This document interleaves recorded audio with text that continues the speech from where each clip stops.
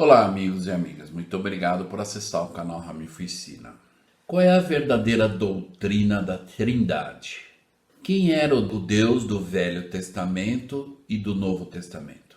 Jesus Cristo era conhecido no Velho Testamento? Como posso saber se a doutrina da Trindade é verdadeira? Uma corrente de escrituras pode me auxiliar? Ser a imagem e semelhança de Deus, o que significa? Deus já foi visto face a face? Deus fala, ouve e come? O Espírito Santo transformou-se em pomba no batismo de Jesus Cristo? Jesus Cristo ressuscitou? Veja isso e muito mais.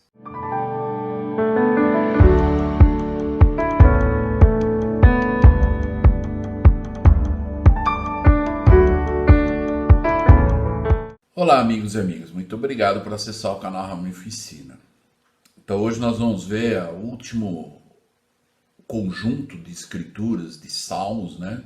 Nas duas aulas anteriores nós vimos os blocos de salmos e agora nós estamos encerrando.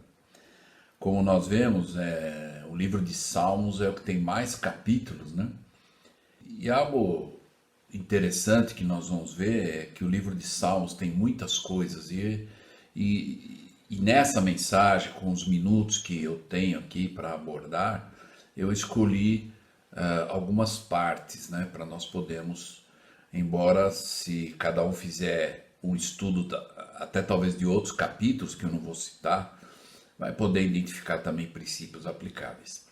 Apenas lembrando que aqueles que não se inscreveram no canal Ramilfo Ensina, por favor, se inscrevam no canal Ramilfo Ensina, ativem lá o joinha, compartilhe com as pessoas. E se você quiser nos ajudar, nós estamos quase com 1000 inscritos no canal Ramilfo Ensina.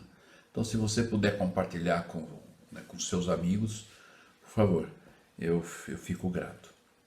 Então, nesse último bloco de salmos, né, nessa primeira parte que nós vamos ver hoje, tem a própria designação do Vem Segue-me é muito grande, né? Apenas uma coisa interessante e não importante como doutrina, mas só para nós podermos saber, o maior capítulo da Bíblia, de toda a Bíblia, juntando o Velho e o Novo Testamento, é o capítulo de Salmos 119.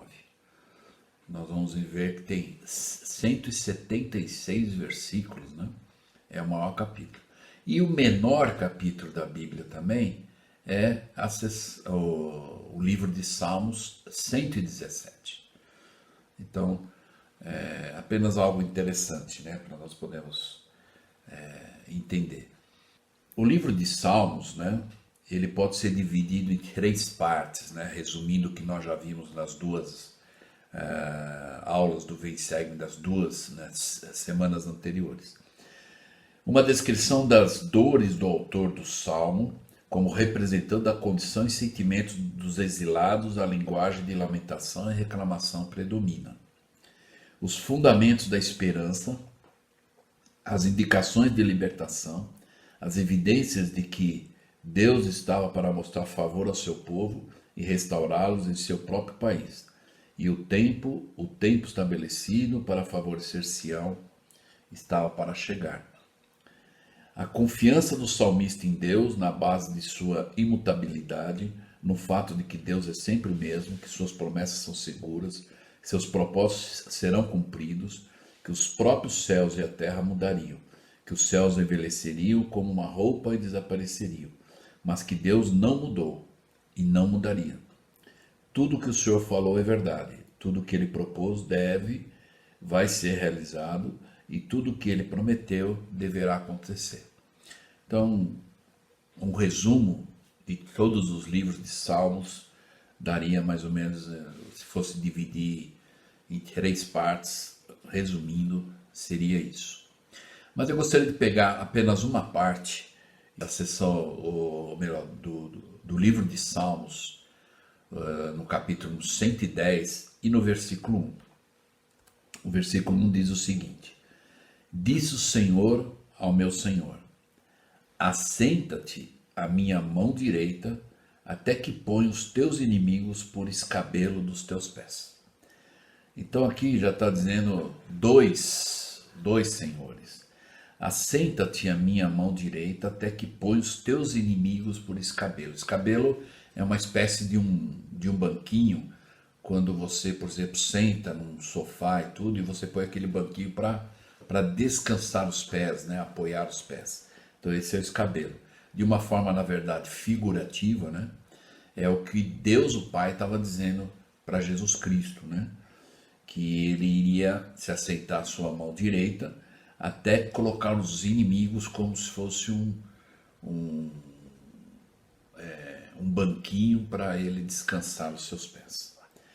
Então, agora, qual é, na verdade, uma doutrina que nós podemos entender ou extrair?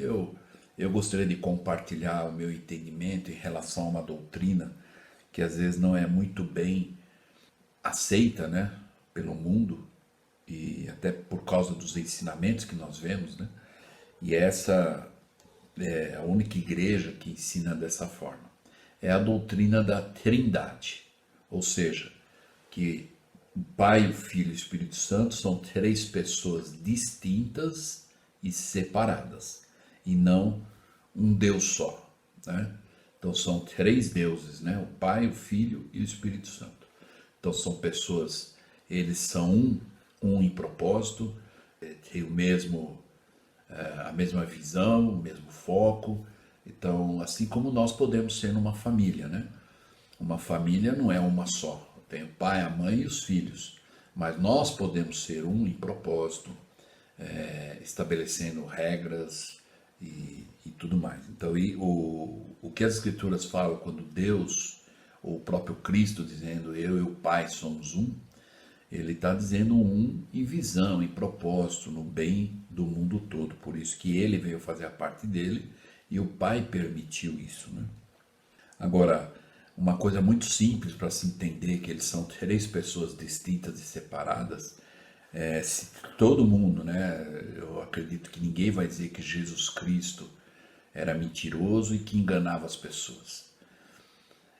Agora nós temos, é por isso que eu falo, quando nós estudamos as Escrituras, não quantidade, mas qualidade de estudo, então tem algumas coisas às vezes que nós precisamos buscar, nos aprofundar para entender. Então, aqueles que alegam que Deus, o Pai, o Filho e o Espírito Santo são um Deus só, né? Eles vão estar dizendo que acreditam também que Jesus Cristo estava enganando o povo na época quando ele estava aqui, porque ele orava ao Pai. Quer dizer, então ele orava a ele mesmo. Então ele orava, né, dizendo ao Pai, né, quando ele diz Pai, está tudo consumado, ele estava falando para ele mesmo.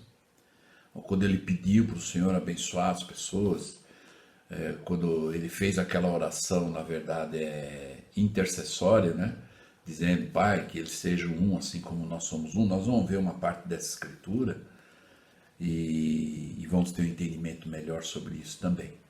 Então, o próprio Cristo, depois do batismo dele, ele diz que quando ele partisse, ele enviaria o outro Espírito Consolador, ou ele, quando foi batizado, ele recebeu, o Espírito Santo desceu sobre ele. Quer dizer, então ele estava enganando, ele estava dizendo, olha, como é que alguém pode dizer, eu vou orar ao Pai, e é ele mesmo, né? Então não teria, na verdade, fundamento, né? E algo até coerente, né? Dentro da doutrina. Então nós vamos ver algo aqui, se Jeová era conhecido na época de Moisés. Então, muitos homens dizem que há um Deus, o Pai, o Filho e o Espírito Santo, e são apenas um Deus. Que Deus estranho, digo eu, três em um e um em três. Que curiosa organização. Então, para aqueles que acreditam que Deus é uma coisa só, é meio curioso. E aí ele cita a escritura de João 17, onde diz, Pai, não rogo pelo mundo, mas por aqueles que me deste. Pai Santo, guarda em teu nome aqueles que me deste, para que sejam um, assim como nós. Então o próprio Cristo orando ao Deus, olha, para que o povo, que o mundo, quer dizer, então tudo seria uma coisa só. Não, ele está dizendo esse ser um em propósito, está alinhado com a vontade de Deus, né?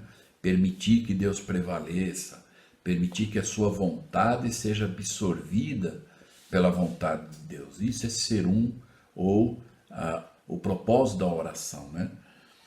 E todos vão se unir, mesclar-se em um só Deus, segundo o mundo sectário. Então, se nós vamos acreditar nisso, todas as pessoas vai ser uma coisa só, né? Um montante misturado, e não é assim.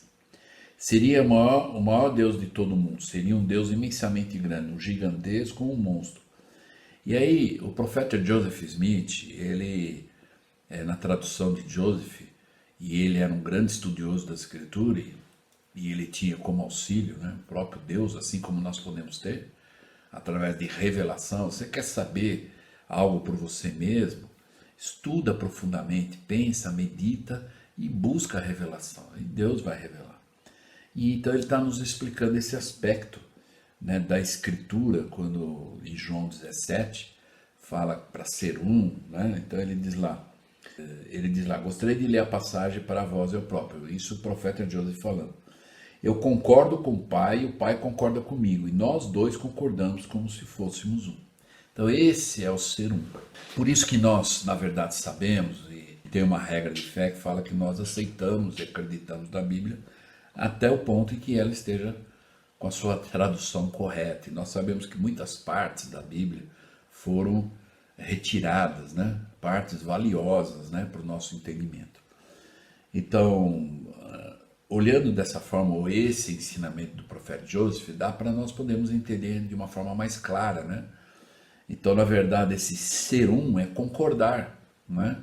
Então, se eu concordo com a mesma coisa né, na família, em dirigir a nossa família, eu estou em concordância com a minha esposa comigo, nós somos um.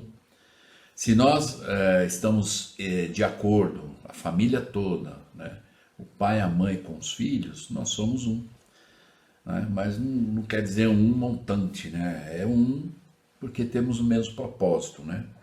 E aí então o profeta José Smith, colocando essa escritura de João 17, nessa visão de ser um, é concordar, então ele diz, a versão grega mostra que deveria dizer, concordar. Pai, rogo por aqueles que me deste do mundo, e não rogo somente por este, mas também por aqueles que pela sua palavra hão de crer em mim, para que todos concordem como tu, ó Pai, concordas comigo. E é exatamente o que ele está dizendo na escritura lá, ser um comigo, né? Ou concordar. E aí ele diz, e eu contigo, que também eles possam concordar conosco, e todos poderão viver em unidade, e em toda a glória e fulgores eternos dos deuses. E então veremos como somos vistos, e seremos como nosso Deus, e Ele como seu Pai. Então essa parte que nós estamos vendo aqui está nos ensinamentos do profeta Joseph Smith. E é uma visão clara, né, para nós podermos entender essa escritura. E Jeová, assim como ele no Velho Testamento era conhecido como Jeová, no Novo Testamento conhecido como Jesus Cristo. É a mesma pessoa, conforme já falamos em alguns outros vídeos, né? Então eu gostaria aqui de algo interessante sobre a doutrina da Trindade, ok? Na aula anterior, na primeira parte, eu repassei para vocês, é uma forma de nós podermos ter um domínio da Escritura fazendo corrente de Escritura. E eu gostaria de repetir isso com essa doutrina da Trindade, de fazer uma corrente de Escritura e mostrar para vocês, né? Até para que cada um possa fazer o seu estudo pessoal, assim como quando vamos ensinar. Nós podemos ter esse domínio, né, para poder ensinar sobre essa doutrina de forma clara e simples. Quando os missionários ensinam a primeira visão do profeta Joseph Smith e ensinam que Deus o Pai e seu Filho Jesus Cristo possuem um corpo de carne e ossos glorificado, muitos ficam impressionados com tal doutrina, pois nunca ouviram esse ensinamento. E é interessante, né? Eu posso afirmar isso porque eu tive o privilégio de servir como presidente de missão e quando eu entrevistava os missionários ou nós estávamos em reuniões, né, de treinamento para aprendermos a doutrina, para ampliarmos a nossa visão no ensino, né, e podermos enfatizar e treinar, né, para ganharmos esse domínio do ensino. E os missionários sempre diziam que as pessoas quase que Quase que 100% das pessoas nunca ouviram falar disso, né? E nas revelações modernas, na seção 130, 22 e 23 diz: o Pai tem um corpo de carne e ossos tão tangível como o do homem. O Filho também. Mas o Espírito Santo não tem um corpo de carne e ossos, mas é um personagem de espírito. Se assim não fora, o Espírito Santo não poderia habitar em nós.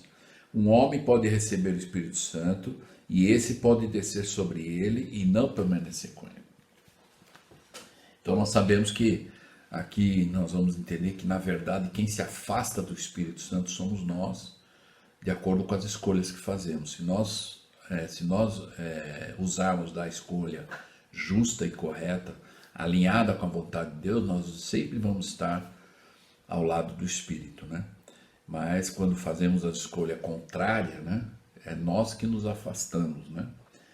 E aí, por isso, os missionários mesmo convidam os pesquisadores sinceros a orar e buscar obter um testemunho pessoal pelo poder do Espírito Santo.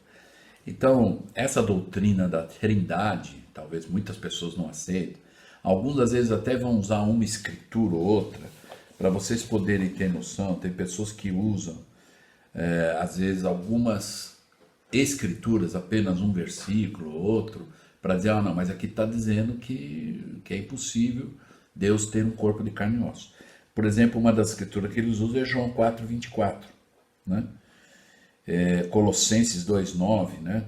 Então, as pessoas usam algumas escrituras para provar ou para tentar mostrar que Deus não tem um corpo de carne e osso. Sendo que Jesus Cristo ressuscitou e ele explicou que quando a pessoa ressuscita, ela se torna imortal. Então, esse imortal é que não morre mais. Então, ninguém vai negar que Jesus Cristo ressuscitou, a não ser aqueles que ensinam ao contrário, que fala sobre a reencarnação. Até incluindo umas primeiras aulas do Vem Segue-me, eu falei qual é a diferença da reencarnação para a ressurreição. A reencarnação não é a doutrina de Deus, mas a ressurreição. Então, a ressurreição é uma realidade. Ninguém precisa fazer nada. O próprio Cristo é uma graça de graça, né? Ninguém precisa fazer nada. Então, todas as pessoas vão ressuscitar, sejam bons ou maus, isso não importa. Todo mundo vai ressuscitar, ou seja, nós vamos morrer, nosso corpo mortal, físico, vai ser enterrado e desfeito, o espírito nunca morre. E aí vai haver um momento onde o nosso espírito vai se encontrar com o corpo novamente. E agora, bom, mas o corpo foi desfeito, ok. Quando nós chegarmos lá no livro de Ezequiel, nós vamos estudar um capítulo lá que fala sobre o Vale dos Ossos Secos. Quem quiser estudar lá, o capítulo 37, fala do Vale dos Ossos Secos. E é uma das explicações mais claras sobre a ressurreição. E quando o Senhor fala que do pó nós viemos e do pó nós vamos retornar, Deus ele tem o poder. A ressurreição é isso, que novamente do pó nós vamos morrer, o corpo vai ser desfeito, ele vai ser novamente, ou seja, o espírito, lembra que eu falei, o espírito vai ser coberto novamente com a carne, né? E aí, quem quiser assistir o vídeo sobre a ressurreição e versus reencarnação, eu estou explicando lá qual é a diferença e o que acontece. Com algumas pessoas até usam a escritura para dizer, mas tem uma escritura que fala que na verdade o sangue não entra, a carne e o sangue não entram no reino dos céus. E é verdade. Por quê? Porque a ressurreição, na ressurreição, quando ressuscitarmos, isso vai ser todas as pessoas que ganharam um corpo vão morrer e vão ressuscitar. Nós não vamos ter mais o sangue correndo no nosso corpo após a ressurreição. Então, é real, não vai entrar nos céus o sangue, porque o nosso corpo... Por quê? Porque não vamos morrer mais. Hoje temos o sangue, por isso que ficamos doentes e envelhecemos e morremos, né? Porque é por causa do sangue. O sangue é a vida, né? O Elder Oaks, até para nós podermos entender isso, por isso que quando as pessoas não entendem a doutrina, né, da Trindade, por isso que os missionários sempre usam o Moroni 10, 3:5, porque está dizendo que um dos Deus Pai, o Filho e o Espírito Santo, uma das funções do Espírito Santo é confirmar toda a verdade. E aí então nós, aquelas pessoas que às vezes não acreditam, que possam orar a Deus, perguntar até receber a resposta e sentir essa doutrina, que é verdade, né? O Elder Oaks, ele ensinou algo interessante, ele diz: o estudo e a razão podem encontrar a verdade, mas somente a revelação pode confirmar. Então nós podemos estudar e devemos estudar, nos aprofundar, conhecer, buscar viver aquele princípio, aplicar ele em nossas vidas para o nosso bem, mas de saber a verdade mesmo, por si mesmo, e ninguém tirar isso de você, é só o Espírito Santo que tem esse poder. Porque ele confirma, e quando alguém recebe uma confirmação pelo Espírito Santo, ninguém mais vai conseguir convencer aquela pessoa de uma doutrina contrária ou diferente, porque ele tem um testemunho pessoal. Por isso que é importante, a gente sabe que hoje em dia até nos esportes tem uma coisa chamada o VAR, né? Que é algo que quando acontece alguma jogada que não deu para se identificar no momento do jogo, vai lá e se revisa a jogada, né? Que é esse VAR, que é uma verificação da jogada para ver se houve a infração ou não e tudo mais.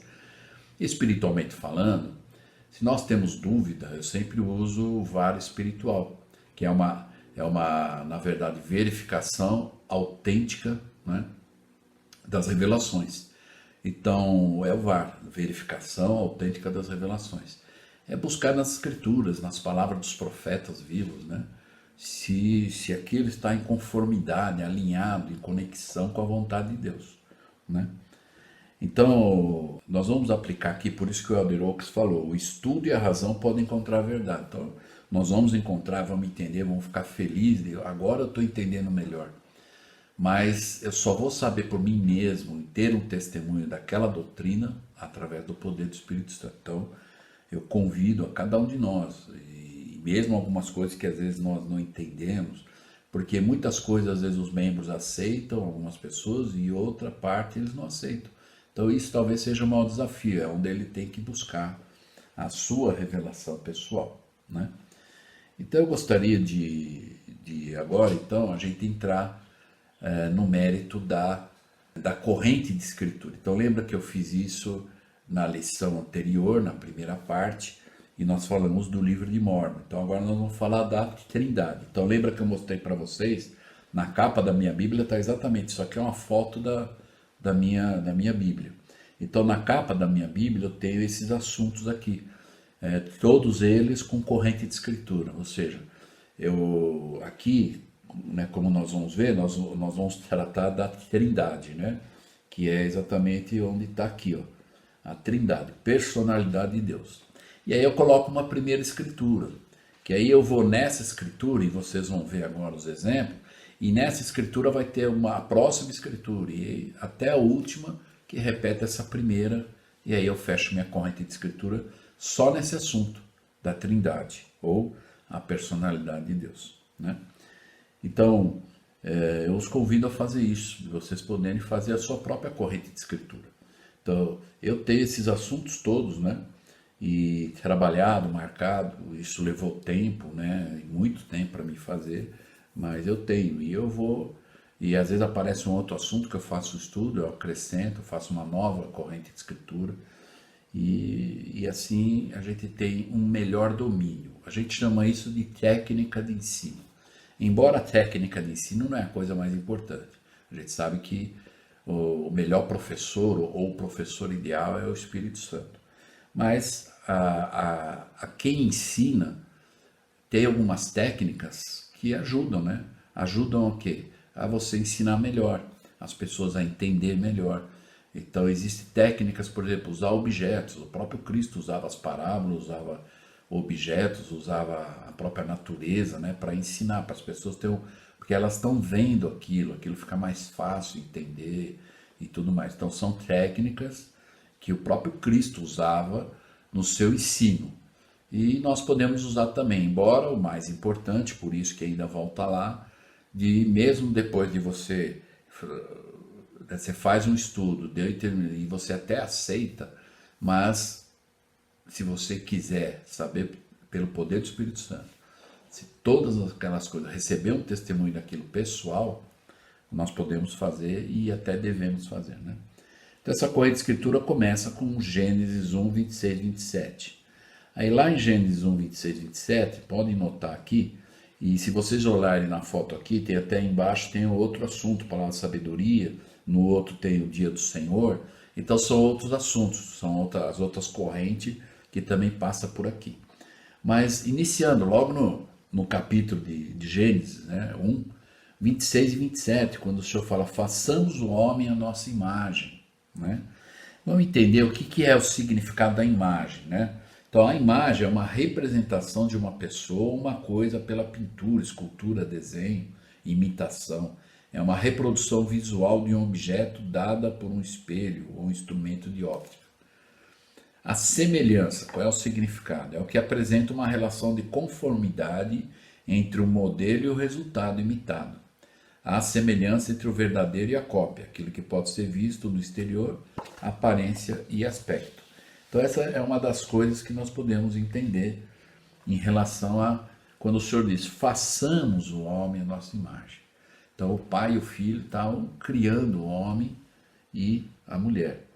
Então ele, façamos o homem à nossa imagem e semelhança. Então nós somos a imagem e a semelhança de Deus, quer dizer, ele tem um corpo de carne e ossos perfeito e nós somos a sua imagem, ou fomos criados como ele, né?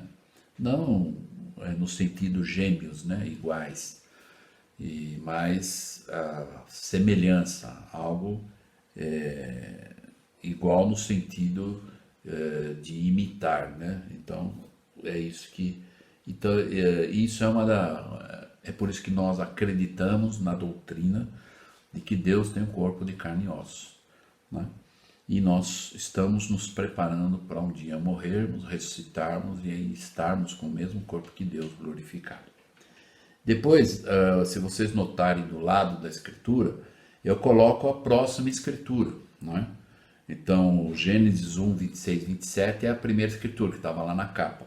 Agora, a próxima escritura é Gênesis 5, de 1 a 3, que está aqui. Então aqui diz que o Senhor criou o homem e a mulher, macho e fêmea os criou, né?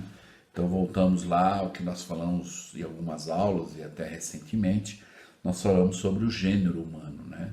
Então essa história de que a pessoa pode escolher o sexo, né? Sendo que se o gênero já é eterno, ou seja, antes de ganharmos um corpo, nós somos criados espiritualmente, homem ou mulher, macho ou fêmea. E quando viemos à Terra e nascemos e ganhamos o corpo, na verdade, só revestiu o espírito, né? Então, não muda nada, né? Na verdade, mostra mais uma vez, se fomos feitos à semelhança de Deus, e macho e fêmea, homem ou mulher. Aí vocês vão notar que tem a próxima escritura, Gênesis 32, 30. Então, lá no versículo 30, chamou Jacó o nome daquele lugar Peniel, porque dizia, vi Deus face a face e a minha alma foi salva. Então aqui diz que ele viu Deus face a face. Ele não diria face a face se não visse Deus, né? Então é mais uma vez uma evidência, né? E por que nós acreditamos. A próxima escritura está lá, né? Personalidade. Lembrando a corrente, se vocês notarem, eu abrevio, antes da próxima escritura, eu abrevio o assunto. Por quê? Porque às vezes vai ter algumas escrituras que nós vamos usar para dois assuntos. Então, para que você possa ir para a próxima escritura corretamente, então você tem que ter qual é a indicação do assunto que você está tratando. Então, embora aqui no caso vocês estão vendo, personalidade abreviada, próxima escritura, Êxodo 24, de 9 a 11. Lá Êxodo 24, 9 a 11, e aí fala sobre o Arão, lembra? Que diz lá, e subiram Moisés e Arão, Nadab e Abiú e os 70 dos anciões, e viram o Deus de Israel. Quer dizer, mais uma vez, está mostrando aqui para nós sobre a personalidade de Deus, né? Embora, é claro, nós estamos falando aqui que Deus tem um corpo de carne e osso, mas glorificado, perfeito, diferente do nosso no sentido desse aspecto de glória. E nós estamos também trabalhando para isso, né? O Senhor diz que ele mandou o seu filho, ele não mandou à toa, ele mandou o seu filho para nos resgatar, para que possamos voltar um dia e sermos como eles são. A próxima escritura aqui do lado, então, é Êxodo 33. Então, vocês estão percebendo como é que faz a corrente? Aí vai lá para o Êxodo 33, 9 a 11. Aí do lado tem a próxima escritura. Aqui eu não vou conseguir tratar de cada versículo, mas é um estudo que eu convido cada um de vocês a fazer. Se vocês querem ter um entendimento mais aprofundado sobre a Trindade, essa doutrina, é só ir vendo as escrituras que estão aqui na apresentação e você faz o estudo e até pode montar a tua corrente. Então aí essa escritura é o Êxodo 33, 9 a 11. A próxima que está do lado lá é Êxodo 33, 21, 23, que está aqui, ó. E aí então ele fala também, ou dá uma evidência sobre a doutrina da Trindade, né? Aí aqui do lado também nós vamos ver a próxima escritura, personalidade abreviada, para me saber qual é o assunto, que a próxima escritura é o Números 12, de 5 a 8. Esse Números 12 nós já passamos estudando, tem até um vídeo que fala sobre a Miriam e o Araão, né? E que aí a Miriam queria ter a mesma autoridade que Moisés e tudo mais. E aí então o Senhor falou, né, com eles apenas ouviram a voz, mas não viram. E o Senhor está dizendo que com Moisés ele falava de boca a boca, né? E face. Então ele diz lá no 8, né? Boca a boca falo com ele claramente, não por enigmas, pois ele vê a semelhança do Senhor. Por que, pois, não tiveste temor de falar contra o meu servo, contra Moisés? Então ele está chamando a atenção de Arão e Miriam sobre isso, né? Então ele falou, olha, não é assim com o meu servo, eu falo com ele boca a boca, e ele vê a semelhança. Então não foi ensinado à toa, né? Então faz parte da corrente de escritura. Aí a próxima escritura do lado lá é Atos 7, 55 e 56. Então Atos 7, 55 e 56, está aqui, né?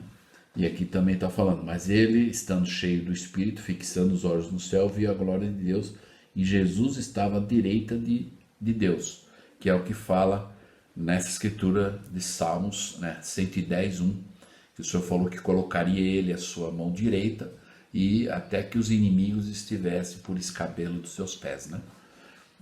Então aqui, já lá no Novo Testamento, ele também estava repetindo. No 56 ele diz, eis que vejo os céus abertos, e o Filho do Homem que está em pé à mão direita de Deus. Então vamos lembrar aqui dessa experiência de que ele viu o Senhor à mão direita do Pai, né? Então já são duas pessoas que ele viu, né? Pessoas que eu falei, distintas e separadas. A próxima escritura é Mateus 3, 16 e 17, né? Então Jesus foi batizado logo na água, e eis que lhe abriram os céus e viu o Espírito de Deus descendo como pomba e vindo sobre ele. E eis que uma voz dos céus dizia, este é o meu Filho amado, em quem me comprazo. Aqui tem algumas coisas que eu gostaria só de abordar rapidamente. Que o Espírito Santo desceu em forma de pomba, e talvez algumas pessoas, às vezes já vi pessoas ensinando, que o Espírito Santo se transformou em pomba e desceu sobre Cristo. E isso não é a verdadeira doutrina. Esse desceu em forma de pomba, a gente sabe que hoje a pomba representa a paz, já tem um significado aqui. E desceu suave, né, sobre Jesus Cristo. Então aqui só esses dois versículos já mostram a Trindade, três pessoas distintas e separadas. Aqui está dizendo que Jesus Cristo foi batizado, e quando ele saiu da água, o Espírito Santo desceu em forma de pomba. E aí ouviu-se uma voz do céu, dizia que era o Pai falando, este é meu Filho amado e quem me compraz. Quer dizer, Pai, Filho e Espírito Santo. Três pessoas distintas e separadas. Mais uma evidência sobre a doutrina da Trindade. A próxima escritura, personalidade, lá embaixo, vocês estão vendo, é que tem várias anotações na minha Bíblia aqui, nos meus estudos e tudo, mas aqui está em personalidade, a próxima escritura, Lucas 24, 36 a 39, né? Aqui então nós vemos quando, e falando dessas coisas, o próprio Jesus se apresentou no meio deles e disse: paz seja convosco. E eles, espantados e atemorizados, pensavam que via algum espírito. E ele lhes disse: por que estáis perturbados? E por que sobem tais pensamentos ao vosso coração?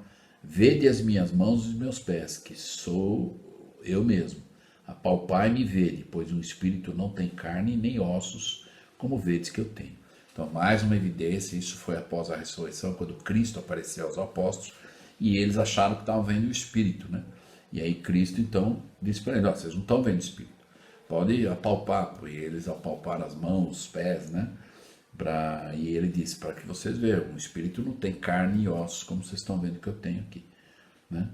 Então, mais uma vez, a Trindade, o corpo de carne e ossos, porque Jesus Cristo, quando ressuscitou, ele morreu, o corpo dele foi, né, ficou lá no sepulcro 3 dias. Esses 3 dias o Senhor foi no mundo espiritual e aí pregou o evangelho aos mortos, foi o primeiro a abrir a porta da prisão, e quando ele ressuscitou, ele tomou o seu corpo de volta e não mais ele perdeu o corpo, né? A próxima escritura, personal, é 1 Coríntios 15, 6. Lá em 1 Coríntios 15, 6, então nós vamos ver lá. Depois foi visto uma vez mais por 500 irmãos, ou seja, depois da ressurreição, como a gente sabe, né, a primeira pessoa que viu ele foi a Maria no sepulcro, depois ele apareceu para os apóstolos, e depois diz que muitas outras pessoas viram ele. Então são mais testemunhas de que Jesus Cristo ressuscitou e proporcionou isso para nós também, né, através da sua expiação. A próxima escritura, então, personalidade, é Atos 1, de 10 a 11. Então, lá em Atos 1, de 10 a 11, nós vamos ver lá. E estando eles com os olhos fitos no céu, enquanto ele subia, eis que junto deles se puseram 2 homens vestidos de branco, os quais então disseram: homens galileus, por que estáis admirados, né? Aí eles falam que esse mesmo que vocês estão vendo subir é o que vai voltar. Então, Cristo, né? Então, como eles viram Cristo subindo, eles não viram, eles viram o corpo de Cristo, quer dizer, Cristo foi levado, né? E nisso, esses anjos disseram: esse mesmo Cristo que vocês estão vendo ele subir, ele vai descer. Ou seja, é a segunda vinda de Cristo, ele vai voltar. Aí aqui a próxima escritura, vocês estão vendo em cima dessa escritura, tem um outro assunto, que é sobre o Espírito Santo. Então, se eu estivesse falando sobre a doutrina do Espírito Santo, a próxima escritura que eu iria seria 1 Coríntios 2, mas eu estou falando sobre a personalidade de Deus, a Trindade.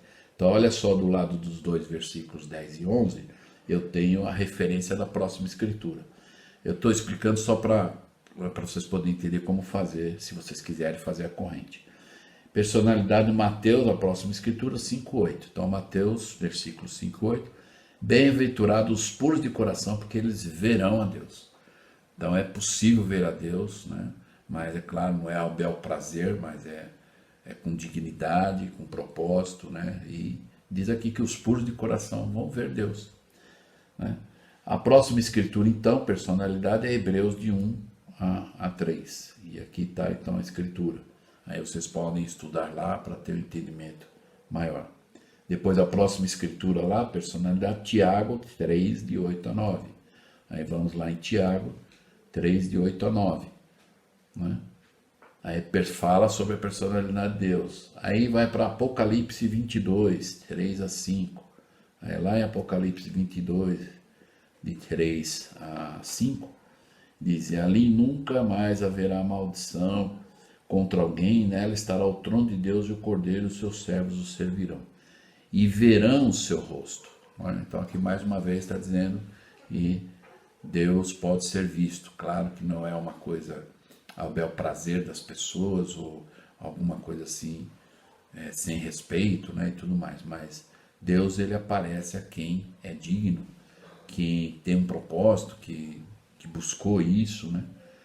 Aí a próxima escritura lá, personalidade de Deus, João 17, 11 e 20 e 23.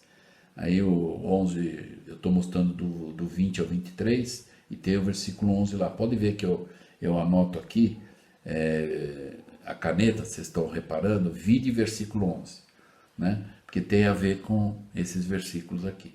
Então, se eu for direto nesse versículo, aqui eu mesmo já me aviso para também olhar no versículo 11 que fala, e lá no versículo 11 eu coloquei para olhar esses versículos também. Então aqui ele está dizendo lá, que é aquela que nós vimos a oração intercessória, né? Então ele diz, para que todos sejam um como tu, ó Pai, és em mim, e eu em ti, e também eles sejam um em nós, para que o mundo creia que tu me enviaste. Então lembra que nós vimos a versão ou a tradução do profeta José Smith, que a palavra é concordar. Se vocês olharem, eu coloquei a caneta, né, vermelha lá embaixo da palavra, né, ou da questão lá, sejam um, é concordarem, né?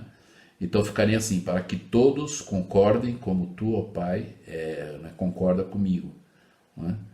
E eu em ti, e também que eles concordem, né, em nós, para que o mundo concorde e que sejam um, assim como tu me enviaste. Então, são formas de anotar, cada um tem o seu jeito, o seu domínio. Eu apenas estou mostrando para vocês a maneira que eu faço. Não quer dizer que é a única forma de fazer, cada um pode encontrar o seu meio, mas o mais importante é que você consiga dominar aquilo que você mesmo anotou. Encerrando, vocês vão ver aqui que a próxima referência, que está do lado, personalidade, Gênesis 1, 26, 27, que é a primeira escritura que estava na capa. Então eu até coloco, né, na minha, eu marco lá fim, que eu sei que é o final da minha corrente. Se de repente eu quiser acrescentar uma nova escritura que não está nessa corrente, eu posso vir nessa última escritura, acrescentar a próxima, e na próxima eu repito a primeira, para saber quem encerrou a minha corrente. Então, esse é uma forma também de estudar as escrituras. Você faz a sua corrente, mas o importante não é só marcar e fazer a corrente, porque aí depois quando você vai ler, às vezes nem você vai entender o que você fez. É você fazer a sua anotação com o seu domínio pessoal e estudar cada um desses versículos, entendendo para saber ensinar. É que na verdade eu não tive tempo hábil aqui, nós não temos tempo, porque se eu fosse ver cada uma das escrituras que nós vimos aqui na corrente, talvez daria uma aula aqui de 1 hora, 1 hora e meia, né? Para nós podermos entender. Mas isso eu convido vocês a anotarem essas escrituras, se vocês quiserem estudar profundamente, e de montar a sua corrente de escritura. Então, para que vocês possam fazer da melhor forma possível, que você entenda as suas anotações pessoais, porque quando você for ensinar, quem vai estar com as escrituras na mão é você. E aliás, né, só lembrando, eu gosto sempre, às vezes eu vejo alguns professores dando aula com manual, e aí ele vai no manual, bom, agora eu tenho que fazer a pergunta tal. Então, eu diria para vocês que é uma das formas do ensino eficaz. O manual é bom para você preparar as aulas. Então, no momento que você está preparando a sua aula em casa e tudo mais, ok, usa lá as perguntas, as sugestões, e lembra que sempre é sugestão. Pode olhar que o próprio manual fala, a sugestão é essa. Porque às vezes você pode, pelo Espírito, sentir algo que às vezes nem está no manual. E ensina pelo Espírito. E ensina com as escrituras na mão, porque se você, professor, não abre as escrituras para ensinar, os alunos não vão fazer. Mas quando os alunos veem o professor com as escrituras, e aqueles que querem aprender e entender melhor, ele vai abrir as escrituras junto. E aí ele vai aprender junto daquilo que está sendo compartilhado, tanto pelo professor quanto pelos alunos, né? E até a própria pessoa vai compartilhar o seu sentimento, e vai vir sentimentos, né? Então eu espero que eu possa ter ajudado, assim como na aula anterior, na primeira parte da aula da semana passada, eu também apliquei essa corrente de escritura sobre o livro de Mórmon, e agora sobre a Trindade. Que eu espero que eu possa ter ajudado com essa doutrina, para que possamos entender melhor e saber ensinar com mais eficiência. Até o próximo vídeo.